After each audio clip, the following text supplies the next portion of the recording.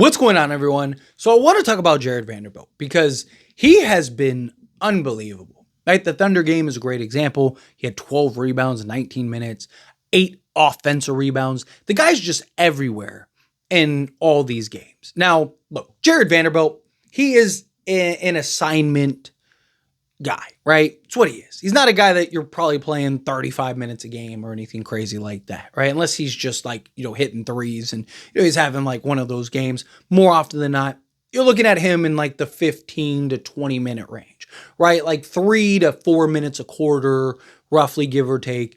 You're just kind of plugging him in, and it's just like exert all your energy in these little spurts, in these little bursts here, right? And it's something that I think is very important for the Lakers, particularly come playoff time. Right, one of the big things we didn't have last year was Jarred Vanderbilt, right, in the playoffs. He was hurt, and it's you see the impact and the hustles there. He's got such a good nose for the basketball. He impacts the game in so many ways. The defense is there. He's still not full-fledged. Like, he's still kind of like missing a step at times, and I don't know if it's just he's trying to still get back in the swing of things after missing. I think he missed a year, right, like of basketball time, and had surgery in both his feet and all that. So it's not like he was able to have reps and work out and do all this. He's kind of getting his conditioning throughout the course of these games, right?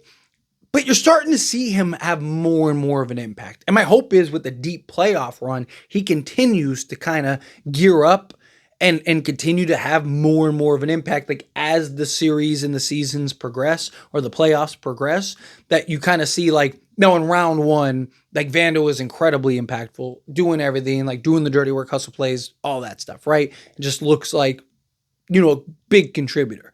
But then round two, it's like, oh, here he is.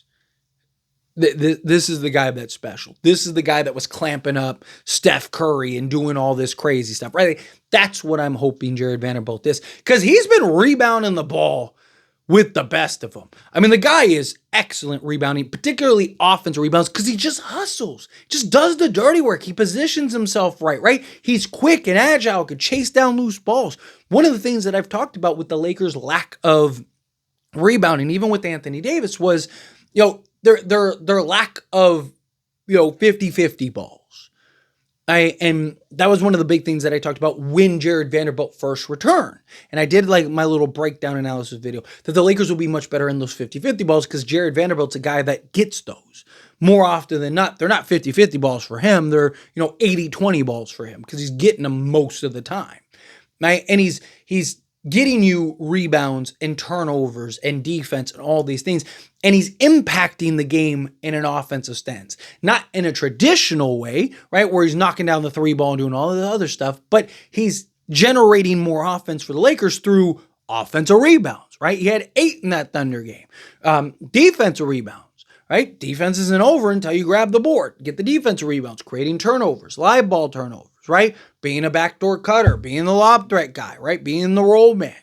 It's just all of these things he creates, creating charges and all this stuff, helps give the Lakers more opportunities on the offensive side, right? Slows down the other team on the defensive side, and just really has an impact on both sides of the basketball.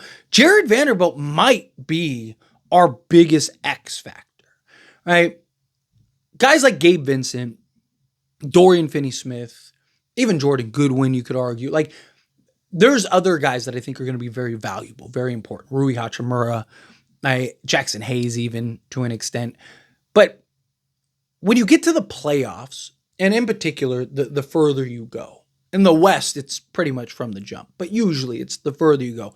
These playoff series and games are usually decided and dictated by just like, one or two little nuanced sequences, right? Like the charge that you didn't think about in the second quarter, right? And it's just like, man, that really like changed the momentum, and Lakers never looked back or whatever, right? Or like a key rebound, or a key turnover, or a key bucket, or whatever. All these little things that you don't in the moment really register. You're just kind of caught up in the moment. But when you backtrack, you're like, oh man, that was the difference. Great example. It's the example I usually use, but It's because it's recent and people, unfortunately, we all remember it, right? Playoffs against Denver last year. We're looking like we're winning, looking like life's good. And then Aaron Gordon gets that offensive rebound, kicks it out to Michael Porter Jr. Michael Porter Jr., nothing but net, right? And it changed the game and ultimately changed the series. Because if the Lakers win that game, we have an entirely different series, right? And the momentum, the confidence, everything is different, right? But that happens. Denver ties the game, ultimately wins the game. Lakers have the collapse, and it just changed the mindset. It changed everything, right? That one sequence was the difference between arguably the series. Right?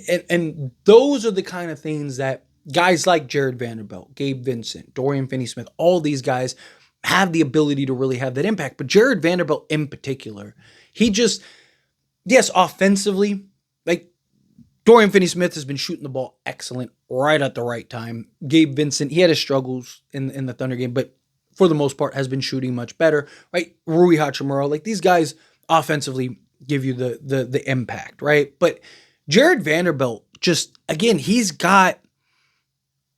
has the best defense on the team and his versatility and being able to defend all these positions. He might be the best rebounder on the team. Like as far as just chasing down those loose balls and chasing down those rebounds and doing all that stuff, he's just a guy that he's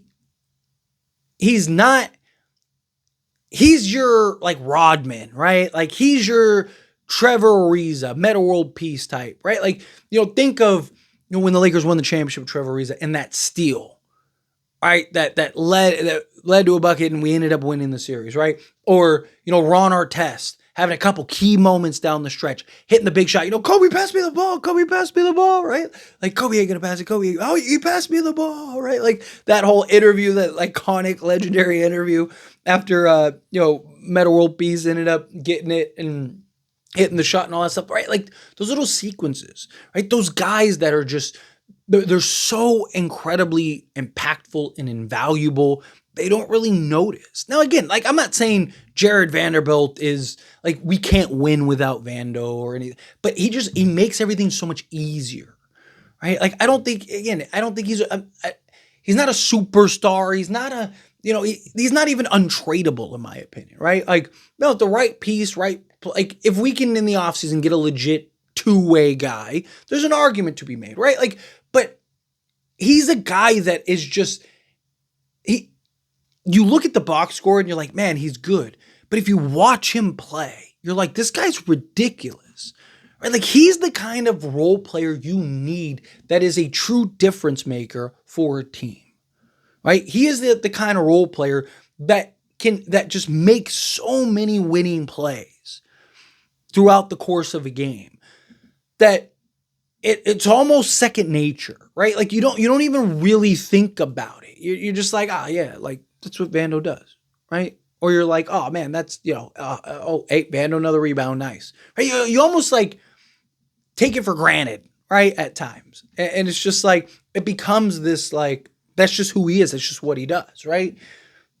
But when you lose sight of that and you really take a second to look at it, and you're just like, wow, right? Like he can be the difference in you winning a series, right? I mean, look at his defense on Ja Morant and Steph Curry during that conference finals run. He was the guy, you couldn't take him off the court because he was so good defensively. And then he ran in the Denver game and they were able to kind of punish us, right, with it. But, again, that to me, that's why I think he's best as an assignment guy, right? Like I said, 15, 20 minutes a night, unless he's having a game like in the Thunder game where he just was doing everything. It was just everywhere and grabbing every board and doing like those are the kind of games where you're like, yeah, you got to stick with him. But like, I think he's a guy 3-4 minutes a quarter. You're like, hey, you see that guy? Say we're playing the Warriors in the first round. Your job is to just stop and slow down Steph for the next 4 minutes. And then you do it in the second quarter and the third quarter and the fourth quarter. And in between, he's grabbing 10 rebounds and dishing out a couple assists and, getting a couple buckets here and there just through the dunker spot or now just a roll man or an offensive rebound and put back, it's just, again, he's a guy that's just so invaluable and might end up being the biggest X factor for the Lakers come playoff time. Like, genuinely, there is a real potential where we're all looking back and it's like, man, we do not win that without Jarred Vanderbilt, right? Like, we do not win that series or that playoff run or that championship or whatever. Just his ability to rebound and defend and, just impact the game in so many ways. It's so important for this team. So important. But anyway, as always, this is a discussion. Pass a question on you. Let me know your thoughts and opinions down in the comments below. What do you think? Phil, what are your thoughts? Do you agree? Do you disagree? Where do you kind of rank Jarred Vanderbilt as far as like X factors go? Again, Dorian Finney-Smith, Gabe Vincent, like these are guys that, even Jordan Goodwin to an extent, like several guys that are going to be big X factors. Jarred Vanderbilt might be low-key the biggest one. All right, but let me know your thoughts and opinions. Love to hear it either way down in the comments. That being said, if you haven't liked this video, hit that like button. Helps me out. Helps me enjoy these types of videos, and I truly appreciate it. Not subscribe to the channel, hit that subscribe button. Turn on the bell notifications. Appreciate y'all. See you in the next one.